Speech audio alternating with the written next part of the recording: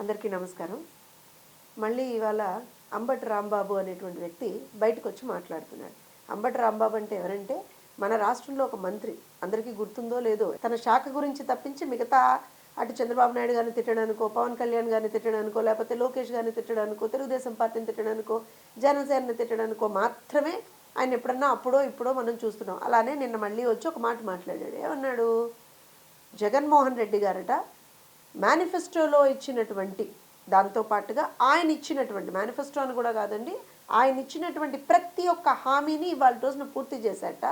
అందుకే ఆయనకి రేపు పొద్దున ఓట్లు వేయాలట. 175/175 గెలుస్తాను, మేము గెలిచేస్తున్నాం అని చెప్తున్నటువంటి అంబటి రాంబాబు గారికి ఒక చిన్న ప్రశ్న. అయ్యా, మీరు తమ పార్టీ అధినేత ఎన్నికలప్పుడు, ఎన్నికల మేనిఫెస్టోలో, పాదయాత్రలో, అలానే ప్రజలకు సంబంధించి ఎక్కడన్నా మీటింగ్లలో నిలబడి మీరు ఇచ్చినటువంటి హామీలు మొత్తం 730, అవునండి, అక్షరాల 730 హామీలు మీరు ఆ రోజున ప్రజల ముందర పెట్టారు. అందులో 85% మీరు ఇవాల్టి వరకు కంప్లీట్ చేయలేదు. మొత్తం హామీలను పూర్తి చేయడం పక్కన పెట్టండి అంబటి రాంబాబు గారు, కనీసం ఒక 15% హామీలను కూడా మీరు ఇవాళ రోజున పూర్తి చేయలేదు. మచ్చుకి కొన్ని చెప్తాను వినండి. ప్రత్యేక హోదా గాలికి వదిలేశారు. మద్యపాన నిషేధం, సంపూర్ణ మద్యపాన నిషేధం గాలికి వదిలేశారు. 2,30,000 ఉద్యోగాల మాట ఊసు ఇవాల్టి వరకు ఎత్తలేదు మీరు. అలానే కనుక మీరు తీసుకుంటే వారం రోజుల్లో సిపిఎస్ రద్దు చేస్తామన్నారు. ఏమైంది మీ హామీ? అలానే రాష్ట్ర వ్యాప్తంగా ఉన్నటువంటి అంగన్వాడీలకు సంబంధించి తెలంగాణ రాష్ట్రంలో ఇస్తున్న దానికన్నా కూడా 1,000 రూపాయలు అదనంగా మేము వాళ్ళకి జీతభత్యాలను ఇస్తామని చెప్పి ఆ రోజున మీరు ఇచ్చినటువంటి హామీ ఏమైంది? నిన్న మొన్నటి వరకు కూడా అంగన్వాడీ అక్క చెల్లెమ్మలు అందరూ కూడా రోడ్ల మీదకి వచ్చి నువ్వు మాకు అన్యాయం చేశావు జగన్, నువ్వు మమ్మల్ని మోసం చేశావు జగన్ అని చెప్పి వాళ్ళు రోడ్ల మీదకి వచ్చి వాళ్ళ ఆర్తనాదాలు నీకు వినిపించలేదు అంబటి రాంబాబు గారు అని అడుగుతున్నావు. అలానే వాళ్ళు ఇంకో మాట అన్నాడు అంబటి రాంబాబు, తెలుగుదేశం పార్టీ మేనిఫెస్టో అంట ఎక్కడా కూడా కనిపించట్లేదట.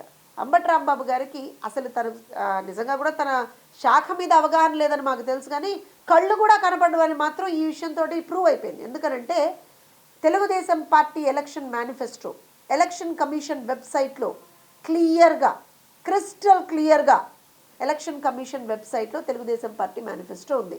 సో అయ్యా రాంబాబు గారు, ఒక్కసారి ఆ కళ్ళిలా తుడుచుకొనో లేకపోతే కళ్ళజోడు పెట్టుకొనో వెళ్ళి ఒక్కసారి ఎలక్షన్ కమిషన్ వెబ్సైట్లో వెతకండి, మీకు తెలుగుదేశం పార్టీ మేనిఫెస్టో దొరుకుతుంది. అలానే మీరు కనుక ఏమన్నా చదువు వచ్చుండుంటే మీకు ఎలా అయితే ఇప్పుడు అబద్ధాలు చెప్తున్నారు కదా, వైఎస్ఆర్సీపీ సంబంధించి మీరు ప్రతి ఒక్క హామీని నెరవేర్చేశారని ఏదైతే అబద్ధమో, మేము నిజమేంటో మేము చెప్తాం. మేము ఆ రోజున ఎన్నికల్లో ఇచ్చినటువంటి హామీల్ని ఏ రకంగా పూర్తి చేసాం, ఏ రకంగా 5 సంవత్సరాల్లో ప్రజల్ని అభివృద్ధి పదంలోకి తీసుకెళ్ళాం, ఏ రకంగా 5 సంవత్సరాల్లో అటు ప్రైవేట్ రంగంలో ప్రభుత్వ రంగంలో 2 కలిపి 10 లక్షలకు సంబంధించినటువంటి ఉద్యోగ అవకాశాలను మేము ఆ రోజున కల్పించాం. అలానే లక్షల కోట్ల ఇన్వెస్ట్మెంట్ రాష్ట్రానికి ఏ రకంగా తీసుకొచ్చాం, అన్ని కంపెనీల్ని రాష్ట్రానికి ఏ రకంగా తీసుకొచ్చాం, అన్నీ కూడా మీకు కనబడితే మీరు కనుక చదువుకుంటే ఒక్కసారి వెళ్ళి చూసుకోండి అంబటి రాంబాబు గారు.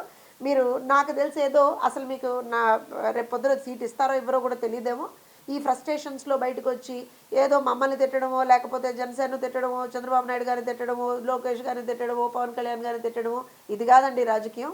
ఏదైతే మీరు చెప్పారు కదా డయాఫ్రమ్ వాల్ అంటే ఏంటో తెలియదు మీకు, మీ శాఖ అది మీ శాఖకు సంబంధించింది కాబట్టి దాని గురించి ఏమన్నా మాట్లాడేటువంటి సోయి ఉంటే, దాని గురించి ఏమన్నా మాట్లాడేటువంటి తెలివి ఉంటే మాట్లాడండి, లేకపోతే don't make a fool of your self coming in front of the media and speaking.